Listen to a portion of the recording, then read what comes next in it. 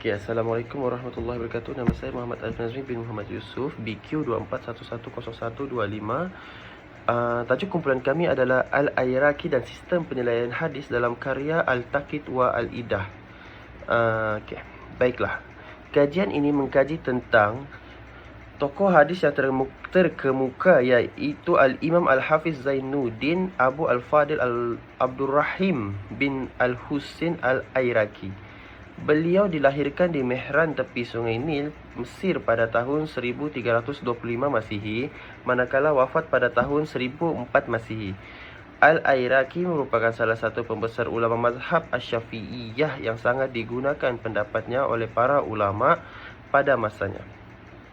Dengan keupayaan ilmu Al-Ayraqi yang sangat luas, terdapat beberapa karya beliau khususnya pada Taqit Al-Wa'idah. Kepentingan kitab ini terletak pada cara bagaimana ia menggabungkan pelbagai pandangan dan pendapat ulama klasik secara sistematik, serta menyediakan rujukan metodologi yang membantu memahami dan mengatasi masalah-masalah kompleks dalam disiplin ilmu hadis itu sendiri. Oleh itu, ianya bertujuan untuk memaparkan perincian kaedah pentarjihan yang dihuraikan oleh Al-Ayraqi, di samping memberikan gambaran ringkas mengenai biografi beliau serta mengemukakan beberapa contoh hadis yang dilihat bertentangan dengannya. Terdapat 3 objektif kajian yang kami lakukan pada kajian kali ini. Yang pertama adalah menganalisis latar belakang dan ketokohan Al-Iraqi sebagai ulama hadis. Yang kedua, meneliti kandungan dan tujuan penulisan Al-Taqit wa Al-Idah. Dan yang ketiga pula, mengkaji sistem penilaian hadis yang digunakan oleh Al-Iraqi dalam karya tersebut. Assalamualaikum, nama saya Muhammad Bizul Ikram bin Miun, nomor metrik BQ 24110012. Untuk metodologi kajian, untuk kajian ini dia menerangkan pendekatan dan kaedah yang digunakan untuk mencapai objektif kajian. Jadi kami fokus kepada analisis latar belakang, kandungan kitab itu sendiri dan sistem penilaian hadis Al-Iraqi. Yang kedua, pendekatan kajian. Kami menggunakan pendekatan kualitatif dengan reka bentuk kajian kepustakaan. Kami menggunakan ini karena ia sesuai, karena kajian ini meneliti tentang teks klasik dan penulisan ilmiah ilmu hadis. Yang ketiga, sumber data yang kami gunakan ada dua. Yang pertama adalah sumber primer, yaitu dari kitab itu sendiri, yaitu Al-Taqit wa Al-Idah Syarah Muqaddimah Ibnu Al-Salah karya Al-Iraqi. Dan sumber yang kedua adalah daripada artikel jurnal dari tahun yang terkini yang berkaitan dengan metodologi dan penilaian hadis. Yang keempat, kaidah pengumpulan data dan analisis data. Analisis teks bagi mengenal pasti tema berkaitan kandungan kitab dan metodologi hadis. Yang kedua, menganalisis tematik dan perbandingan antara pendekatan Al-Iraqi dengan kajian yang terkini. Dan yang terakhir, justifikasi metodologi. Pendekatan ini membolehkan menganalisis lebih mendalam karya klasik secara sistematik, dan kajian ini juga relevan untuk kajian konseptual dan teoretikal dalam bidang ilmu hadis. Seterusnya adalah sorotan literatur. Yang pertama, kajian tentang Al-Iraqi. Jadi, kajian moden mengakui bahwa Al-Iraqi ini adalah salah satu tokoh penting dalam disiplin ilmu hadis, khususnya dalam bidang mustalah al-hadis. Walaupun sumbangan beliau sering disebut dalam literatur akademik, perbincangan terhadap metodologi penilaian hadis beliau kebanyakannya bersifat deskriptif dan umum. Jadi, pendekatan Al-Iraqi dalam menilai sanad, mengklasifikasikan hadis, dan menghuraikan perbezaan pandangan ulama jarang dianalisis secara kritikal. Ini menunjukkan bahwa kekurangan kajian yang meneliti secara khusus pemikiran dan sistem penilaian hadis Al-Iraqi dalam karya-karya utama beliau. Yang kedua, kajian terhadap kitab beliau sendiri, yaitu kajian tentang kitab Al-Taqit wal Al-Idah. Kitab ini merupakan karya syarahan yang penting terhadap Muqaddimah Ibnu As-Salah dan menjadi rujukan utama dalam bidang ilmu hadis. Kajian terkini lebih menumpukan kepada perbincangan umum metodologi hadis tanpa memberi fokus mendalam kepada kandungan kitab ini. Perincian tentang penilaian sanad, analisis matan dan penjelasan istilah teknikal hadis dalam kitab ini kurang diketengahkan oleh sarjana moden, yaitu oleh pengkaji pada zaman-zaman sekarang.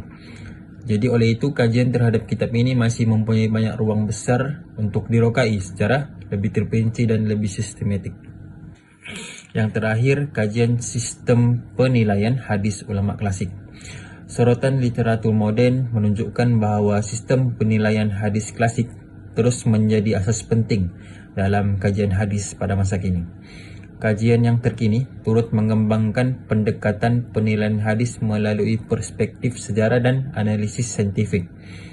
Namun, kebanyakan kajian hanya membincangkan metodologi ulama klasik secara umum tanpa meneliti lebih mendalam perbezaan pendekatan di antara tokoh-tokoh tertentu. Yang terakhir, kekurangan ini jelas dalam kajian yang meneliti sistem penilaian hadis Al-Iraqi secara khusus, sekaligus membuka ruang kepada kajian ini untuk mengisi jurang tersebut. Yang pertama, dapatan kajian pertama ialah ketokohan ilmiah Al-Iraqi. Nama penuh Al-Imam Al-Hafiz Zainuddin Abu Al-Fadil Abdul Rahim bin Al-Husain Al-Iraqi. Merupakan tokoh agung ilmu hadis pada abad ke-8 Hijrah. Beliau lahir pada 725 Hijrah sama dengan 1325 Masihi di Mesir, dan beliau wafat pada 806 Hijrah iaitu sama dengan 1403 Masihi. Beliau membesar dalam suasana keilmuan Mesir pada era Mamluk. Antara guru dan murid beliau pula ialah guru beliau Al-Imam Taqiyuddin Al-Subki, Al-Imam Al-Dahabi, Al-Imam Al-Isnawi iaitu merupakan tokoh usul fiqh, dan Imam Al-Bulqini iaitu hadis dan fiqh Syafi'i. Antara murid beliau pula adalah Al-Imam Ibnu Hajar Al-Asqalani, Al-Imam Al-Sakhawi, Al-Imam Jalaluddin Al-Suyuti. Beliau memulakan pendidikan awal dengan menghafal Al-Quran sebelum usia remaja, menunjukkan kecerdasan dan minat mendalam terhadap ilmu sejak kecil lagi, menguasai pelbagai disiplin ilmu Islam, khususnya ilmu-ilmu hadis. Beliau pernah menuntut di Mesir, Syam dan Hijaz. Antara sumbangan hadis daripada ketokohan ilmiah Al-Iraqi pula adalah tokoh utama dalam mustalah hadis. Beliau merupakan tokoh utama dalam mustalah hadis dan tokoh utama dalam takhrij hadis. Beliau mendapat gelaran Al-Hafiz, menguasai lebih 1,100 hadis beserta sanad, matan dan perawi. Diiktiraf sebagai hafiz pada zamannya oleh Al-Sakhawi dan Imam Al-Muhaddithin pada abadnya, As-Suyuti. Antara karya-karya beliau adalah Alfiyah Al-Hadith, iaitu Al-Tabsirah wa Al-Tadkhir, iaitu 1000 bait syair ilmu mustalah hadis. Yang kedua, Takhrij Ahadith Ihya Ulumuddin, iaitu analisis sanad matan hadis. Yang ketiga, Taqid wa Al-Idah, iaitu syarah kepada Takrib Al-Nawawi. Yang keempat, Al-Dailah Al-A'la Mizan Al-Iqtidal, iaitu karya rijal hadis. Assalamualaikum warahmatullahi wabarakatuh. Nama saya Muhammad Zulfadli bin Muhammad Jawawi, BQ24110072. Saya ditugaskan untuk membentangkan sedikit sebanyak tentang analisis terhadap kitab Al-Taqid wal-Idah, dan saya akan menerangkan sedikit sahaja tentang latar belakang penulisan kitab ini, iaitu nama pengarang Syekh Al-Imam Jamal Al-Din Abu Al-Mahasin Yusuf bin Muhammad Al-Shatibi Al-Andalusi Al-Maliki. Beliau wafat pada 790 Hijrah, dan beliau juga menghafal lebih 100,000 hadis beserta sanad. Beliau juga berguru dengan tokoh yang terkenal pada ketika itu, iaitu Ibnu Al-Mulakin dan Al-Iraqi. Seterusnya, objektif penulisan Al-Taqid wal-Idah yang pertama adalah menjelaskan dan menghuraikan isi mukaddimah Ibnu As-Salah secara terperinci, mengelakkan kekeliruan terhadap pembaca mengenai istilah mustalah hadis, dan menghubungkan teori dan aplikasi ilmu hadis. Dan yang paling penting adalah kitab ini membela manhaj ahli sunnah wal jamaah dan menolak golongan yang menafikan isnad atau meremehkan hadis mutawatir. Apa hubungan Al-Taqid dan Wal-Idah dengan Muqaddimah Ibnu Salah? Hubungannya yang pertama adalah merupakan syarah penuh kepada Muqaddimah Ibnu Salah mengikut susunan asal tanpa menambah ataupun mengurangkan sesuatu bab dalam kitab tersebut. Yang ketiga, kitab ini juga menghuraikan definisi yang ringkas, contohnya dari segi penjelasan berdasarkan dalil Quran ataupun al-sunnah iaitu hadis.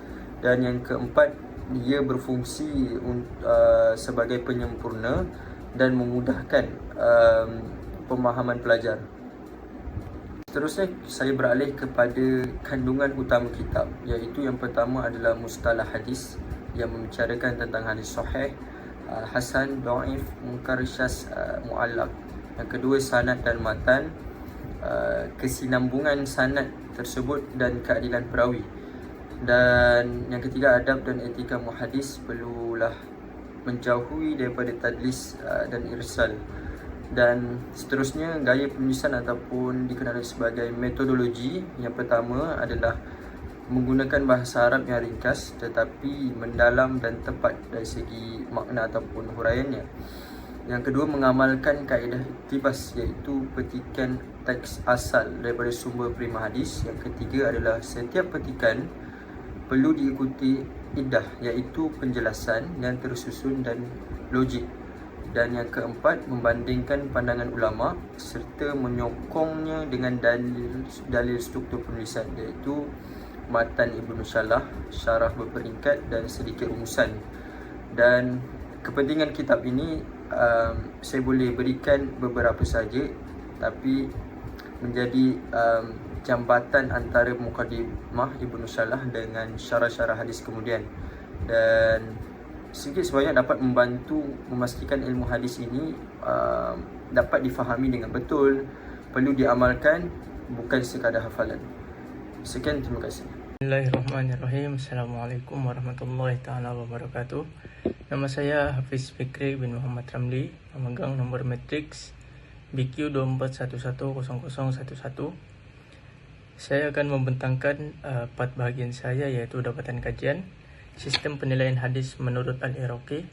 Ada 3 komponen. Yang pertama, penilaian sanad. Kedua, perbezaan pandangan beliau dengan Ibnu Al-Salah. Dan yang ketiga adalah contoh analisis hadis di dalam kitab. Yang pertama, kita akan pergi kepada penilaian sanad Ibnu Al-Hafiz Al-Iraqi. Penilaian sanad yang pertama yang digunakan oleh Al-Hafiz Al-Iraqi, metodologi takhrij. Imam Al-Hafiz Al-Iraqi menggunakan metodologi takhrij yang sistematik dan kritis dalam meneliti hadis-hadis yang terdapat dalam Ihya Ulumuddin karya Imam Al-Ghazali. Metodologi ini melibatkan penjajakan sumber asal hadis daripada kitab-kitab hadis muktabar dan juga perbandingan pelbagai sanad dan riwayat serta penilaian kekuatan dan kelemahan hadis berdasarkan kaidah ilmu mustalah al-hadis. Pendekatan ini bertujuan memurnikan kandungan ihya daripada hadis yang lemah, palsu ataupun tidak dapat dipastikan kesahihannya. Yang kedua adalah fokus kepada hadis marfu'. Dalam penilaian sanad, Al-Iraqi memberi keutamaan kepada hadis marfu', yaitu hadis yang disandarkan secara langsung kepada Rasulullah SAW, sama ada dalam bentuk perkataan, perbuatan, dan juga pengakuan. Fokus ini penting karena hadis marfu' mempunyai otoriti tertinggi dalam pensyariatan hukum berbanding hadis mauquf ataupun maqtu' yang hanya terhenti kepada sahabat ataupun tabi'in. Dan yang ketiga adalah kecekapan dalam penyajian sanad. Imam Al-Iraqi menunjukkan kecekapan tinggi dalam menyusun dan memaparkan sanad hadis secara ringkas tetapi padat. Antara ciri penyajiannya ialah yang pertama, menyebut perawi utama dalam sanad, menjelaskan titik kelemahan atau kekuatan sanad secara langsung, dan juga mengelakkan perincian berlebihan yang tidak diperlukan. Gaya ini memudahkan pembaca memahami kedudukan hadis tanpa perlu merujuk perbahasan sanad yang panjang. Dan yang keempat adalah rujukan kepada kitab sumber hadis. Al-Iraqi sentiasa merujuk kepada kitab sumber hadis yang muktabar seperti Sahih Al-Bukhari dan Sahih Muslim, Sunan Abu Daud, Al-Tirmizi, An-Nasa'i dan Ibnu Majah, dan juga Musnad Ahmad dan lain-lain karya hadis utama. Rujukan ini memperkukuh otoriti penilaian beliau dan menunjukkan bahwa hadis dalam Ihya tidak dinilai secara terpisah, namun dalam konteks keseluruhan khazanah hadis Islam. Dan yang kelima adalah penilaian dan kritikan hadis, Al-Hukmu ala al-Hadis. Imam Al-Iraqi melakukan penilaian hadis secara objektif dengan mengeluarkan hukum seperti sahih, hasan, dhaif ataupun menyatakan ketidakpastian sanad. Penilaian ini dibuat berdasarkan kesambungan sanad, keadilan dan ketepatan perawi, serta sokongan daripada riwayat lain, syawahid dan mutaba'at. Pendekatan kritikal ini mencerminkan integriti ilmiah Al-Iraqi sebagai muhaddits. Dan yang keenam, kategori hadis dan aplikasinya dalam Ihya. Al-Iraqi tidak sekadar mengkategorikan hadis, tetapi turut menilai kesesuaiannya untuk diamalkan dalam konteks fiqh, akhlak, dan juga tazkiyah an-nafsu. Sebagai contoh, hadis sahih dan hasan diterima untuk hujah dan amalan, manakala dhaif dinilai secara berhati-hati, terutamanya dalam fadail al-a'mal. Hadis palsu ditolak dan diberi amaran. Ini menunjukkan bahwa penilaian sanad oleh Al-Iraqi berfungsi sebagai penapis ilmiah terhadap aplikasi hadis dalam Ihya. Yang seterusnya adalah perbandingan pandangan Imam Al-Hafiz Al-Iraqi dan Ibnu As-Salah dalam penilaian hadis, yaitu yang pertama persamaan metodologi asas. Dari sudut metodologi asas, Imam Al-Iraqi dan Ibnu As-Salah mempunyai persamaan yang ketara. Kedua-duanya berpegang kepada prinsip utama, yaitu dalam ilmu hadis, kesinambungan sanad, keadilan perawi, ketepatan hafalan atau catatan perawi, dan juga ketiadaan unsur syadz dan illah. Ibnu As-Salah melalui karyanya Muqaddimah Ibnu As-Salah telah menyusun kaidah-kaidah ini secara sistematik, manakala Al-Iraqi pula mengaplikasikan kaidah yang sama secara praktikal, terutama dalam kerja-kerja takhrij hadis seperti dalam takhrij al-ahadits al-Ihya. Ini menunjukkan bahwa Al-Iraqi bergerak dalam kerangka metodologi yang dibina oleh Ibnu As-Salah tanpa menyalahi asas disiplin tersebut. Yang kedua adalah perbezaan pendekatan tasihih hadis mutaakhirin. Perbezaan utama antara kedua tokoh dapat dilihat dalam pendekatan tasihih hadis, khususnya dalam konteks ulama mutaakhirin. Ibnu As-Salah dikenali dengan sikap berhati-hati dan cenderung kepada ketegasan, sehingga beliau menyatakan bahwa pintu tasihih hadis telah tertutup selepas era ulama mutaqaddimin. Pandangan ini menyebabkan beliau lebih mengutamakan penerimaan penilaian hadis oleh ulama terdahulu berbanding ijtihad baharu. Sebaliknya, Imam Al-Iraqi sebagai tokoh mutaakhirin menunjukkan pendekatan yang lebih praktikal dan fleksibel. Beliau masih melakukan tashih dan tad'if hadis berdasarkan analisis sanad, sokongan riwayat lain, dan perbandingan dengan sumber-sumber hadis utama. Dan yang ketiga adalah pendekatan kritikan hadis. Dari segi kritikan hadis, Ibnu As-Salah lebih menumpukan kepada pembinaan teori dan kerangka ilmu, manakala Al-Iraqi pula lebih menonjol dalam kritikan hadis secara aplikatif, yaitu menilai hadis satu demi satu, menjelaskan status hadis secara ringkas, dan mengaitkan penilaian tersebut dengan konteks penggunaan hadis. Dan yang keempat adalah penilaian dhab perawi. Dalam aspek penilaian dhab perawi, kedua tokoh mengiktiraf kepentingannya sebagai syarat utama kesahihan hadis. Namun Ibnu As-Salah lebih menekankan dhab dalam bentuk konsep dan definisi, manakala Al-Iraqi pula menilai dhab perawi secara praktikal dengan merujuk kepada penilaian ulama jarh wa ta'dil, perbandingan antara riwayat dan keselarasan matan hadis. Dan yang terakhir adalah metodologi penilaian hadis. Metodologi penilaian hadis oleh Imam Al-Hafiz Al-Iraqi berasaskan disiplin ilmu hadis yang muktabar, khususnya pendekatan takhrij dan naqdu al-sanad. Beliau menilai hadis melalui beberapa langkah utama, antaranya menjajah hadis kepada sumber asalnya dalam kitab-kitab hadis utama, meneliti sanad dari sudut kesambungan dan kredibiliti perawi, membandingkan pelbagai riwayat bagi hadis yang sama, serta mengeluarkan hukum terhadap hadis berdasarkan kaidah mustalah al-hadis. Yang kedua, prinsip umum Imam Al-Hafiz Al-Iraqi dalam menjalankan penilaian hadis. Al-Iraqi berpegang kepada beberapa prinsip umum. Antaranya, yang pertama, beliau mengutamakan pandangan ulama hadis terdahulu, dan yang kedua, beliau bersikap sederhana dan adil dalam penilaian hadis, dan yang ketiga, beliau membezakan antara status hadis dan penggunaannya, terutamanya dalam konteks fadail al-a'mal, di mana hadis dhaif dinilai dengan lebih berhati-hati tanpa terus ditolak secara mutlak. Dan yang ketiga adalah contoh aplikasi hadis Al-Kitabu Dawa. Hadis yang masyhur dengan lafaz Al-Kitabu Dawa sering digunakan dalam konteks kelebihan Al-Quran sebagai penawar. Dalam analisis Al-Iraqi, hadis ini dijejak kepada beberapa riwayat dengan sanad yang berbeza, namun tidak mencapai tahap sahih secara tunggal. Sebahagian sanadnya mengandungi perawi yang diperselisihkan dari sudut kekuatan hafalan. Dan yang keempat, contoh aplikasi hadis membaca surah Al-Ikhlas 3 kali.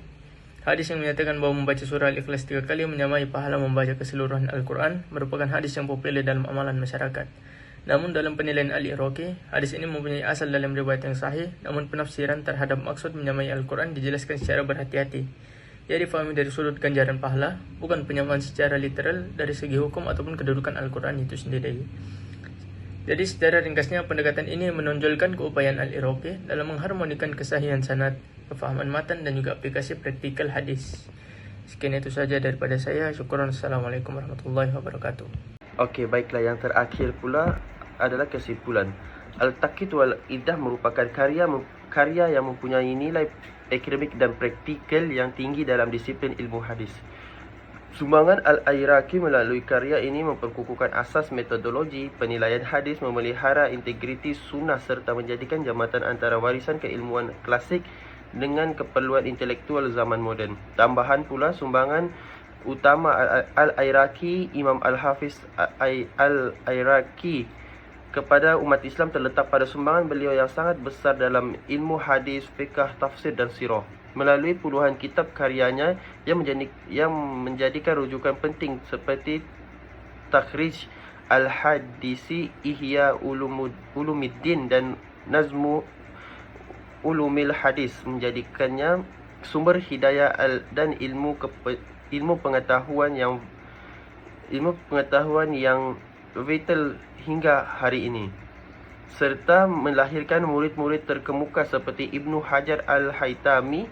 Justru kajian dan penghayatan terhadap karya ini wajar diperkasakan dalam pengajian Islam kontemporari agar tradisi ilmu hadis terus difahami secara sahih dan bertanggungjawab. Sekian daripada kami. Terima kasih.